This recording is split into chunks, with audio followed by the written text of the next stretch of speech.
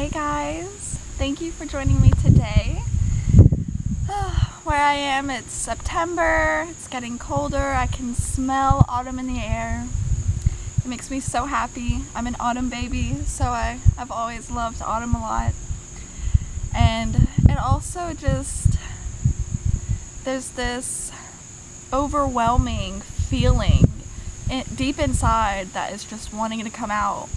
And I feel it every year when autumn comes around. It's just this joy, and it's different from summer or any of the other seasons. Autumn is very special. So with everything that's going on in 2020 in the world and all of the craziness, I thought it could be good for me to do a tarot reading for the possibilities of what life is going to throw at us in the next few months. So I don't do this very often. I love tarot. I use it as a very sacred tool in my personal practice. I've made very seldom videos about me actually doing tarot, but I feel like it is needed right now, and I feel definitely pulled to make this video. So yeah, I will say that this is not like a forecast or like something that is predicting the future. Tarot is a divine tool using symbols, and when we think of it like that, we can see patterns in the cards and in our lives, and how these symbols really connect things on a deeper level. And so that's what we're looking for. So don't read too much into the description or any of that. Just kind of observe it, and what you get from this video is what you get. Don't look too far into it. Just kind of let it come to you. Let the meaning for you come to you in your own way. Alright, so I've got the Sun and Moon deck by Vanessa DeCourt. It's one of my favorite decks I've ever seen. I love it a lot. It has a very unique energy, and I will post a picture of all of the cards in the end as well. So I'm going to do just 3 cards for today.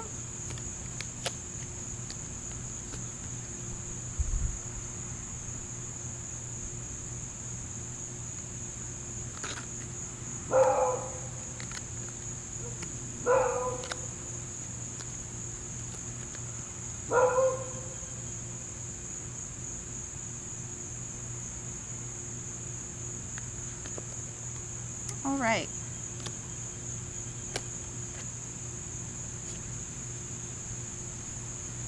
Interesting. So our first card is 8 of Cups, Indolence.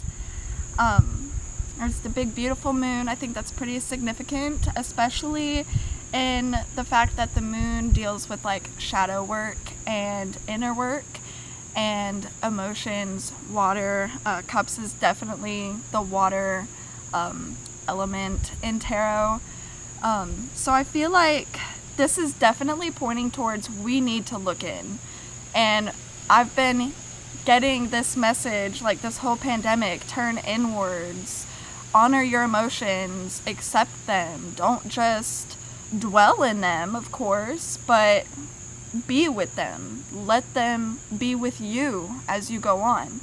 A lot of people either don't let emotions, water, in their lives, or it rules their lives. So we need to find that balance.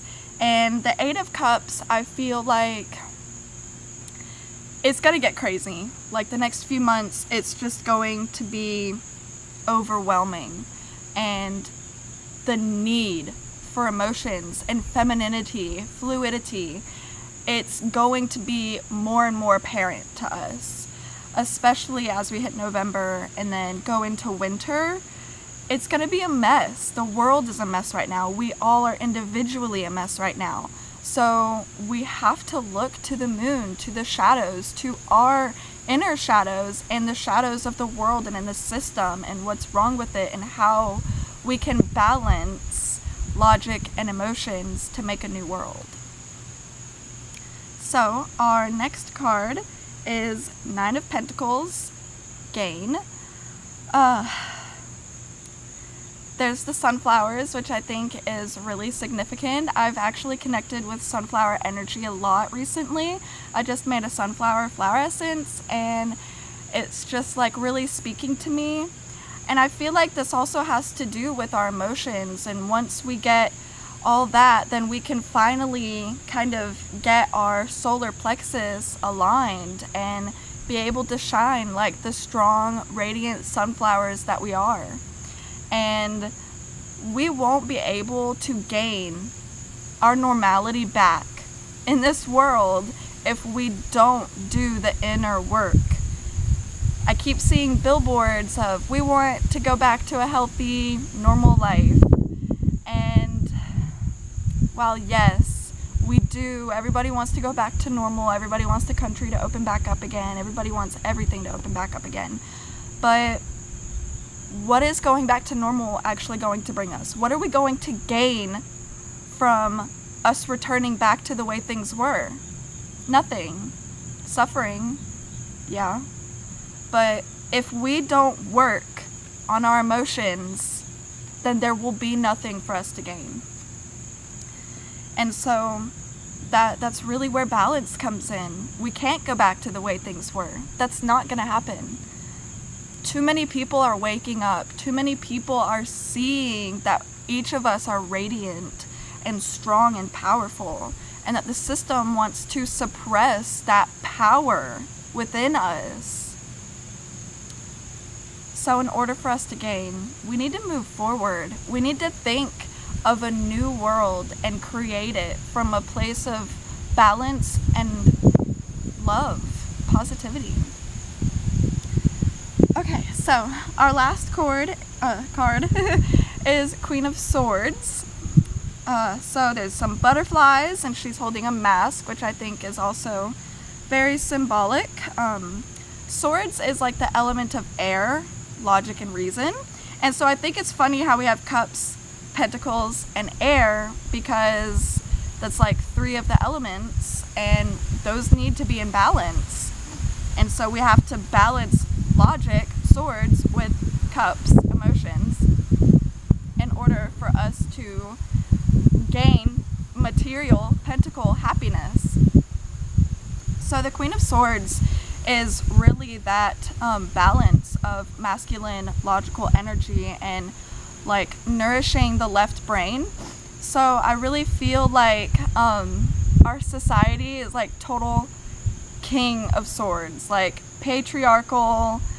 They've taken it to a dark place though. And so how we balance what has been going on in the world, we have to awaken our inner woman logic. And this doesn't really have to do with gender. It has to do with the primal cosmic forces of masculinity and femininity, which everything in nature has, even us. We all have both in us. Our left side of the body is feminine and our right side of the body is masculine. Our left brain is masculine and our right brain is feminine. We have to have them both. So this is where we start to incorporate more femininity and more nurturing logic into society instead of total reason, because that's not productive either.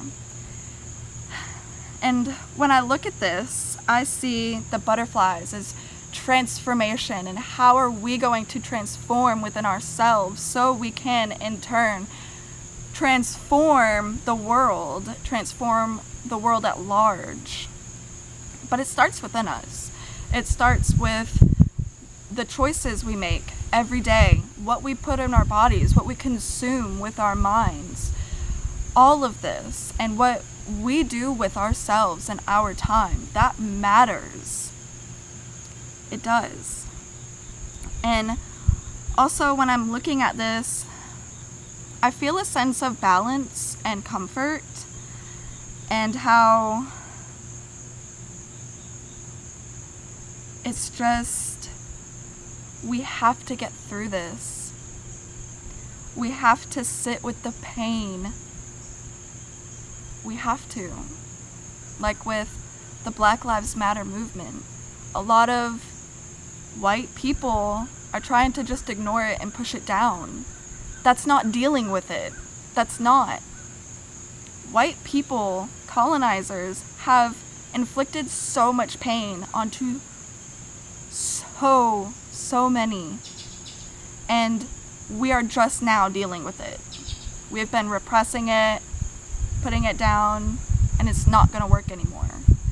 And so we have to face it. We have to face the shadows of ourselves and the shadows in the world in order for us to truly move forward and truly gain a better world.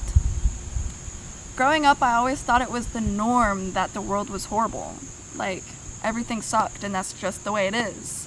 But what if we can envision a better world, starting with simply looking within and saying, you know what? I am powerful. I am as radiant as a sunflower. And you have that deep within your core. There's no external force or external energy that you need. It's all within you. And so it's your emotions, your logic, your radiance. When you combine that and you channel it with intentional action into positive things, this will create momentum and ripple effects that will affect change everywhere.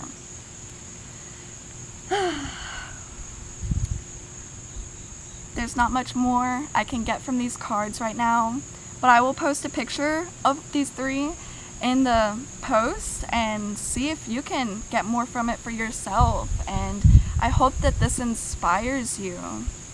I know that the world looks bleak right now and that it feels like it's really only going to get worse.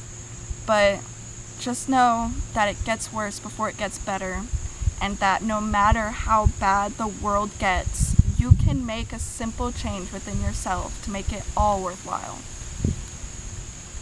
Thank you so much for being here with me today. Blessed be.